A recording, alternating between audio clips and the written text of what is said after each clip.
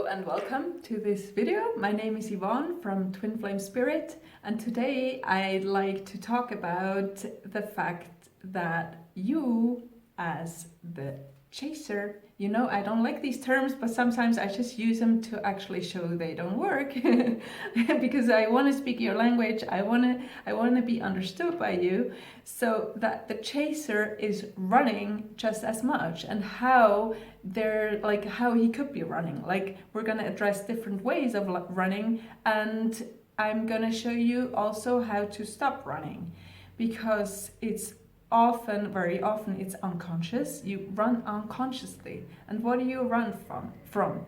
What do you run from? You actually run from feeling your feelings. And if you have watched my last video, I was like making a little bit of fun of the runner chaser dynamic, and how he, like the runner, is not realizing what he's feeling, not realizing what he's feeling for you. He's running from his feelings. He's not admitting that he's loving you. He's not admitting that he has feelings for you, all that. So he's running from everything, while you are patiently waiting for him to come around and to finally be at your level of awareness, finally be at your level of spiritual growth and awareness and wisdom and all these good things that you want your twin to finally attain as well. So he can see eye to eye with you. You who are sitting on the mountain in a throne, waiting for your king to arrive. Well, queens out there, I'm going to tell you what you can do while you wait for him, because you're actually waiting on yourself. On yourselves.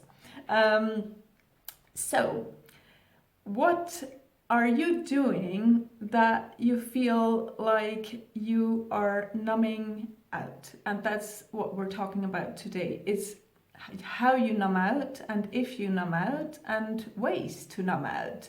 And I'm actually not naming all these so you can run off and go apply it. I'm not giving you the recipe to numb out.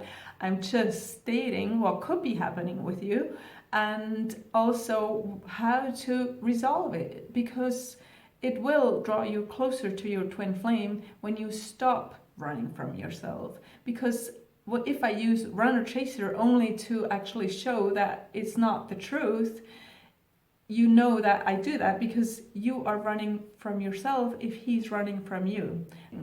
And so what a lot of people do is just put a lid on it, sort of, and just be, okay, I'm fine.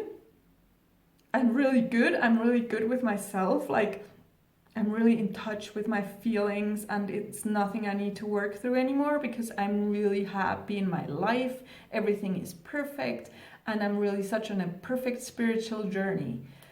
And oftentimes that lid keeps down certain feelings you haven't accessed yet, because you're scared of it, and your ego, like your fear, is keeping you from going to these places, because you fear them. Like, you feel something's going to happen if you feel the feelings from that past trauma you had when you were a 2-year-old and got lost in the mall, and your parents didn't find you and only found you after 3 hours, and you were taken care of by some weird guy with a beard, and ever since you're just scared whenever you see a man with a beard, you know, and you don't really know why, because you suppress the feeling of feeling lost, and you suppress the memory mostly of that experience, that traumatic experience for you. So anytime like something happens that reminds you of that, you're scared, but then you're afraid to actually go in and heal it. You just pretend that everything is well. So different ways you can be numbing out, like you can not be feeling your feelings. There exist different ways, and one of them is drugs, right? If you do drugs, like everyone knows probably someone somewhere who does drugs, and we all can see how this person is numbing out to something in their life. I don't think anyone out there of you guys think that someone is doing drugs because they're happy and connected with themselves and connected with God and really well in their shoes, right? We think, or we assume, this person must be suffering or must be miserable or must be something that they choose to do drugs, because drugs will actually allow them not to feel that anymore. Drugs is a way of numbing out. Drugs is a way of not feeling what is bothering them. So doing drugs is sort of an advanced step of numbing out your feelings, because you just can't take it anymore. So you numb out using drugs, right? And this is like something that is like common knowledge, right? Society knows, oh, exactly what I said. If someone does drugs, he's numbing out. He's a bad guy. He's weak. He's like lost. He's broken. He's whatever. Like it's a way of numbing out that people acknowledge and associate with not wanting to, like not being in a good place, let's say emotionally. But the news is, that there are other ways that you use as drugs, or other ways that you numb out that are less like recognized by society, like where society would say, oh, he's such a workaholic. Well, in English, there's actually the word aholic shows you that it's like alcoholic, right? That there's a sort of a pattern there, or that it's linked to a drug sort of. And in other languages, that's not always the case. So if someone just works a lot, or he's such a hard worker, it can mean, oh, he's such a good guy. He's so successful. He loves to work. He loves to do long hours. He's like the last one to leave the office at night. He's like, he only gets home at 11 p.m. and he puts his alarm on 5 a.m. and he's out the house at 5:30 and then he's gone to work again. So that's like recognized as, wow, this guy is really a tough guy. No one tells you, well, there's people telling you, and I'm one of them, that that's actually a way of numbing out. It can be a way of numbing out, to not feel your feelings. Because when you're like at work all the time, of course, you're not going to sit down and be like, how do I feel? Like, what's going on in my heart right now? You're not going to do that. You're just going to not feel your feelings and be busy all the time and be active all the time. So that's one way. Another way of numbing out can be sports, fitness. And I'm naming this on purpose because sports has such a high value in our society. Sports is like, wow, he's doing sports. This is amazing. Like he like runs like miles and miles, and he's whatever. Like he's working out like 7 times a day or 7 times a week at least. And that's something people estimate. People are like, oh wow, he's in such a good shape, right? But like no one is telling you, or no one is like seeing working out in sports as a way to numb out, and it actually is. Like these guys running Ironmans, like come on, seriously? Like do you think these guys are really in touch with their emotions? That they keep on running and running and running and numbing their brains and numbing their feelings with every step they take? Of course, it's a sort of a meditation, but it's a sort of a cruel meditation, right? Of course, it pushes you to your limit and you're going to be so proud you did it. And I'm not judging anyone who runs marathons, so don't leave me hateful comments. But I'm just saying that this is something that is really respected by society, while as it should have that connotation of wow, what is he running from? Like, what is he afraid to feel, you know?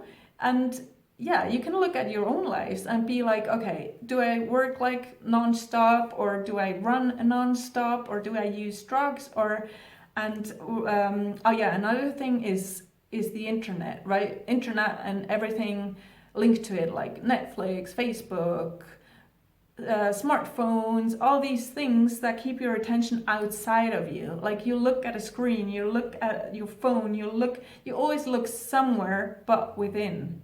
So that's a great way of numbing out too. So check if you're like sitting on a sofa feeling a little bit sad, are you gonna grab your smartphone and like go through, I don't know what you go through, but through Instagram and like, oh, look at his picture and look at this and look at that, and be like, oh, I feel kind of okay.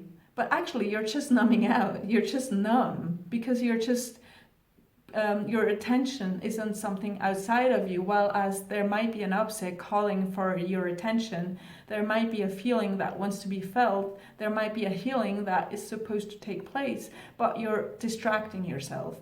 So just ask yourself if you're doing any of that. And to actually end the list of the possible numb outers is spiritual work. You can numb out through spiritual work. You can like constantly do the mirror exercise 24/7. And no, I'm not saying you shouldn't do the mirror exercise as often as you feel called to. You should, because it is really useful and you should definitely do it. But you should also be aware that it's a way to numb out and a way to not feel your feelings, because if you keep it at a surface level, it doesn't have to go deep. If you stay in your head while you do it, it doesn't give you the results you want and you need. And also it just, you know, that whole love and light vibe you can get into, which is like, oh, I feel so amazing all the time and I don't even need to look at anything anymore. That's numbing out to what is actually calling you to be looked at. Or you just go within tiny stuff instead of looking at the big block that is actually calling for your attention. That can be a way to numb out too. So all these are things that you might be doing, and I'm certainly sometimes doing them too. I'm no different, but where we can actually put our attention, like just like be more precise in our perception and be like, am I numbing out now? Or am I really in a good place and I just want to treat myself to some hours on, I don't know, Instagram or Facebook or whatever? Or do I really feel good now? Or am I just, I think I have to run and go like for a 20 miles run because deep inside something is actually calling for me to be looked at. So ask yourself that. And that's the point I wanted to make, that you are running too if he's running, and that you can stop running by sitting with yourself, by feeling your feelings, by applying the mirror exercise in a decent way and not to numb out, that you can actually do that and then heal and progress on this journey and see your life transform through feeling your feelings. So subscribe to this channel if you haven't yet. Get in touch with me if there's any way I can help you with. I'll be happy to. And I'm saying I love you.